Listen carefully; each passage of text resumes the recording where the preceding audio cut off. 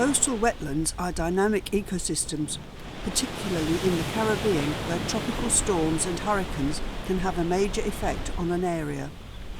And Montserrat also has a volcano. The Belham River Valley and Old Road Bay have been filled with volcanic ash.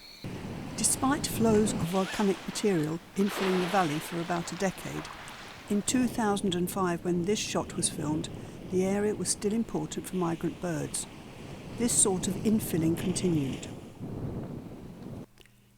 In previous Adopt a Home videos about Belham, the problem of reed growth overwhelming the open water was discussed, with the need to have a regular vegetation clearing regime on a cyclical nature.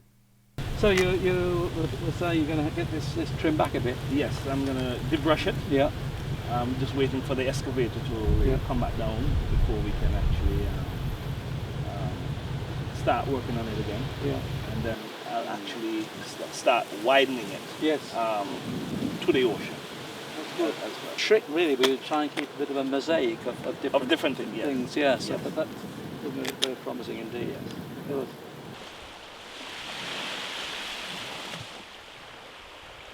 The major dominating plant in the pond is the cattail, also known as the bulrush, and they seem to grow very quickly in the ponds, and they spread as well.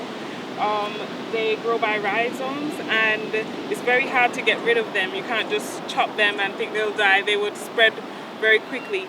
And so we noticed that especially in the shallow areas of the pond, they are just taking over and they spread super quickly. And along the banks, we're also noticing some sedges as well that are taking over. And we've been here and we've been trying to see ways that we could manage this area so that it could still maintain a habitat for other wetland birds and different insects as well. Yeah, so in a more natural situation, of course, the sea breaking in, the flow of the river would actually keep some areas clear. Because we're not in that natural situation now, we're trying to recreate something near natural. Then that requires some management of the water bodies, removing vegetation, make sure that it doesn't silt up, keep shallow areas available at all stages of the water table. So that's part of how to manage this effectively, to provide that near natural habitat for the wildlife. Even on a calm day, the waves at Belham make themselves heard.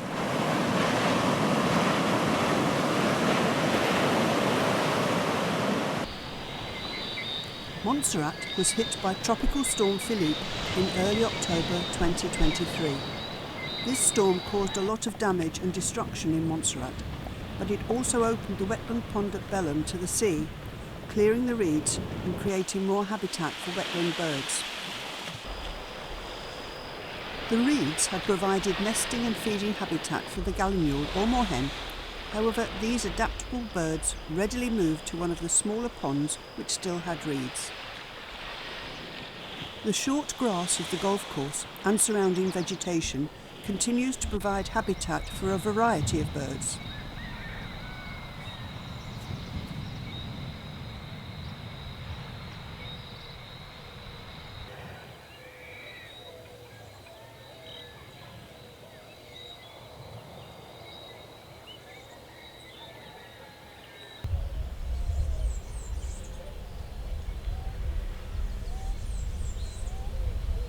No one would wish for severe storms and the infrastructure damage they cause.